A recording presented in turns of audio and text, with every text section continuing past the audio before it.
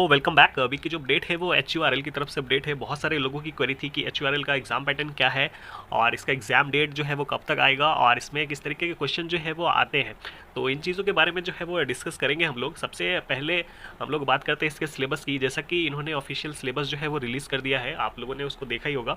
इसमें दो तरीके की पोस्ट है, एक तो हमारा GET है और दूसरा हमारा DET है। DET मतलब डिप्लोमा इंजीनियर ट्रेनी और GET मतलब ग्रेजुएट इंजीनियर ट्रेनी। जैसा कि इन्होंने एग्ज़ाम पैटर्न के बारे में बताया है, वो DET और GET के लिए सेम पैटर्न बताया है। यानी कि अगर आप DET की प्रिपरेशन कर रहे हैं या GET की प्रिपरेशन कर रहे हैं तो आपका जो एग्ज़ाम पैटर्न होने वाला है वो 150 नंबर का होने वाला है। और इस 150 में 100 जो है वो आपका टेक्निकल होगा और 50 जो होगा वो आपका नॉन टेक्निकल होगा। जो 100 क्वेश्चन होंगे वो आपके डोमेन से और 50 क्वेश्चन के लिए इन्होंने जो बताया है वो जनरल इंग्लिश बताया, उसमें एप्टीट्यूड बताया है, रीजनिंग बताया है और जनरल नॉलेज इन्होंने बताया। अब बात करें HURL की, तो HURL का एग्ज़ाम जो है ना तो वो हमारा TCS कंडक्ट करवाता है और ना ही IBPS कंडक्ट करवाता है। ये जो एग्ज़ाम कंडक्ट करवाता है ये HURL खुद ही एग्ज़ाम जो है वो कंडक्ट करवाता है। इनका खुद का सॉफ्टवेयर है और इनके जो सेंटर है ना, ये प्राइवेट सेंटर जो रहता है इनका, वहाँ पे जो है ये एग्ज़ाम जो है वो अपना कंडक्ट करवाते हैं। यहाँ पे बहुत ज़्यादा वेरिफिकेशन जो है वो नहीं होता TCS की तरह। जैसे कि TCS वाले वेरिफिकेशन करते हैं, आधार लाओ, ये लाओ, वो लाओ, तो इतना वेरिफिकेशन यहाँ पे नहीं होता है। और ये जो है इनका आंसर की जो है वो रिलीज़ नहीं करते है ना, ये जो है वो आंसर की रिलीज़ नहीं करते। और जो भी कैंडिडेट शॉर्ट लिस्टेड होते हैं डायरेक्टली जो है वो उनको है ना मेल करते हैं कि आपका सिलेक्शन जो है वो हो गया है। यानी कि बात करें तो इनका जो क्वेश्चन का जो लेवल है एक तरीके से TCS जैसा रहता है, बट ये काम जो है वो IBPS की तरह करते हैं। तो ये दोनों मिला के जो है इनका प्रोसेस रहता है इस तरीके से। अब बात रही कि इसका एग्ज़ाम कब तक होगा, तो इसका एग्ज़ाम जो है वो एक्सपेक्टेड है दिसंबर फर्स्ट वीक तक जो है आपका एग्ज़ाम जो है इसका हो जाएगा। जैसा कि पिछले बार की तरह जैसा इन्होंने किया था कि एग्ज़ाम पैटर्न जो है वो यानी एग्ज़ाम सिलेबस जो है वो रिलीज़ करने के 1 महीने बाद जो है वो इन्होंने एग्ज़ाम ले लिया था। उस हिसाब से जो है वो दिसंबर फर्स्ट वीक जो है वो आप एक्सपेक्ट कर सकते हो। वैसे भी जो है वो अभी जो है इसकी प्लांट में जो मैन पावर की रिक्वायरमेंट है वो अभी पीक पे है, तो इसलिए रिक्वायरमेंट जो है वो बहुत जल्दी है, यानी कि जल्दी से जल्दी इसका प्रोसेस जो है वो ख़त्म होगा।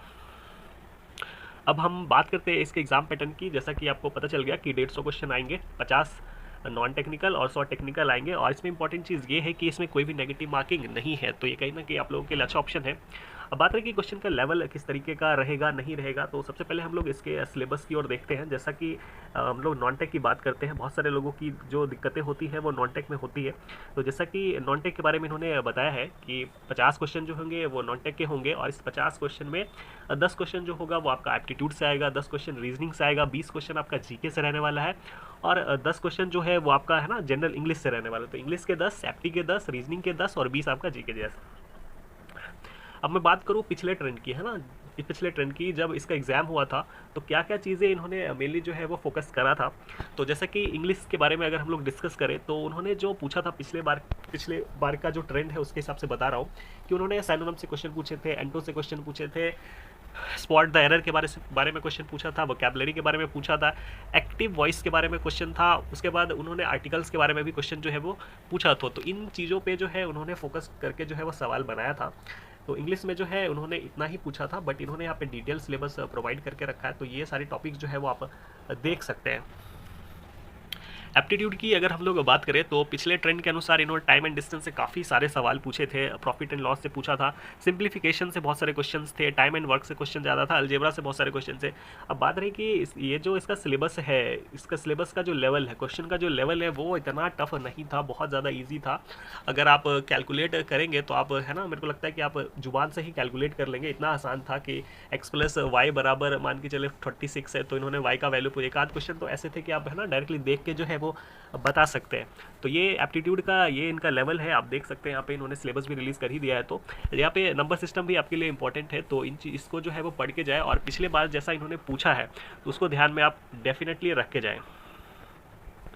उसके बाद रीजनिंग की अगर हम लोग बात करें तो रीजनिंग में उन्होंने जो है वो पिछले बार जो है वो कोडिंग डिकोडिंग से बहुत सारे सवाल जो इन्होंने डाल के रखा था। सिलॉट से क्वेश्चन थे, डायरेक्शन से क्वेश्चन थे, रैंकिंग से भी क्वेश्चन था, ब्लड रिलेशन से भी क्वेश्चन था और एक हमारा है ना ऑड वन आउट वाला जो इन्होंने लिख के रखा है उससे भी सवाल थे। तो इन चीज़ों को जो है आप रीजनिंग में देख के जाएंगे।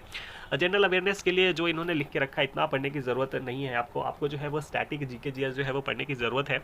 इसके लिए क्या कर सकते हैं, तो इसके लिए अगर आप मॉर्निंग में करंट अफेयर की वीडियोज़ देखो तो उसमें क्या होता है कि करंट अफेयर की वीडियो के साथ साथ जो है वो स्टैटिक जीके भी करवाया जाए। तो आप किसी भी चैनल पे जाके वो करंट अफेयर की वीडियो अगर देखो तो लास्ट में जो स्टैटिक जीके पढ़ाई जाती है, अगर आप उतना फॉलो करो तो इस एग्ज़ाम के लिए जो है वो सफिशिएंट होता है।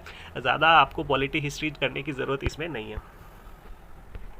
इसके बाद अगर हम लोग बात करें टेक्निकल की, तो जैसा कि आप सिलेबस देख सकते हैं यहाँ पे, ये इंस्ट्रूमेंटेशन वालों का सिलेबस है। इंस्ट्रूमेंटेशन और इलेक्ट्रिकल वालों का जो सिलेबस है ऑलमोस्ट जो है वो लगभग चीज़ें जो है वो मिलती है।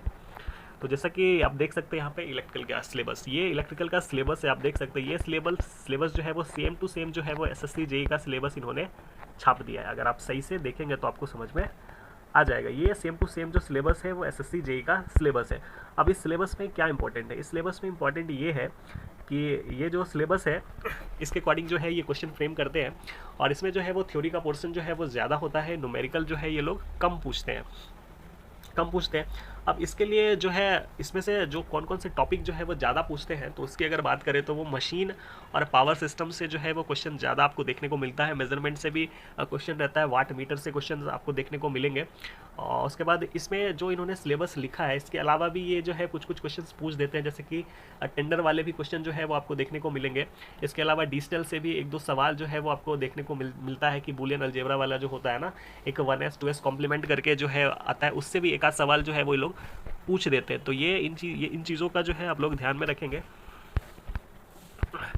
उसके बाद अगर हम लोग बात करें कि इस अगर आप इलेक्ट्रिकल एस्पिरेंट हैं तो आपको क्या क्या पढ़ने की ज़रूरत है, तो उसकी अगर हम लोग बात करें तो ये जो है जेबी गुप्ता की जो बुक है ना, अगर आप इलेक्ट्रिकल एस्पिरेंट है तो आपको पता होगा कि जेबी गुप्ता की ऑब्जेक्टिव वाली बुक आती है, उससे बहुत सारे क्वेश्चन जो है ये कट कॉपी पेस्ट करते हैं।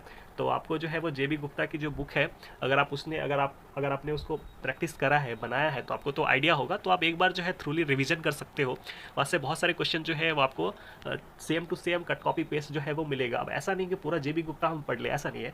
आपको दो चीज़ें करने की ज़रूरत है, वो दो चीज़ें हैं, एक तो मशीन है और दूसरा जो है वो पावर सिस्टम है। पावर सिस्टम में जो है वो जनरेशन और स्विचगियर वाला जो पार्ट है इसको आपको अच्छे से करने की ज़रूरत है। आप जेबी गुप्ता वाले जो है वो एक बार रिवाइज कर लो, इतना करने की ज़रूरत है जेबी गुप्ता से।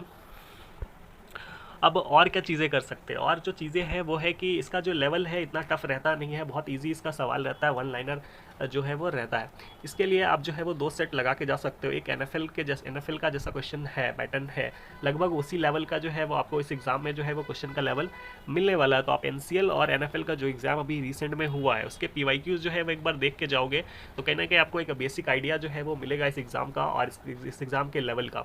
और क्या कर सकते हैं, एसएससी जेईई के पीवाईक्यू, जैसा कि इसका सिलेबस जो इन्होंने फ्रेम करा है वो पूरा का पूरा एसएससी जेईई का सिलेबस है, तो डेफिनेटली जो है वो आपको एसएससी जेईई का पीवाईक्यू जो है वो देख के ही जाना है। प्री और मेंस के अगर दोनों के अगर आप सवाल देख लोगे तो आपको बहुत सारे क्वेश्चन जो है आपको इस एग्जाम में सेम टू सेम मिल जाएंगे। तो चीज़ें क्या करनी है, जेबी गुप्ता की जो बुक है उससे मशीन और पावर सिस्टम कर लेना है, एसएससी जेईई का पीवाईक्यू जो है वो प्री और मेंस दोनों के देख लेना है, और उसके अलावा अगर वक्त मिले तो एनएफएल और एनसीएल के जो क्वेश्चन हैं एक बार अगर आप देख लोगे तो आपको चीज़ें समझ में आ जाएंगे।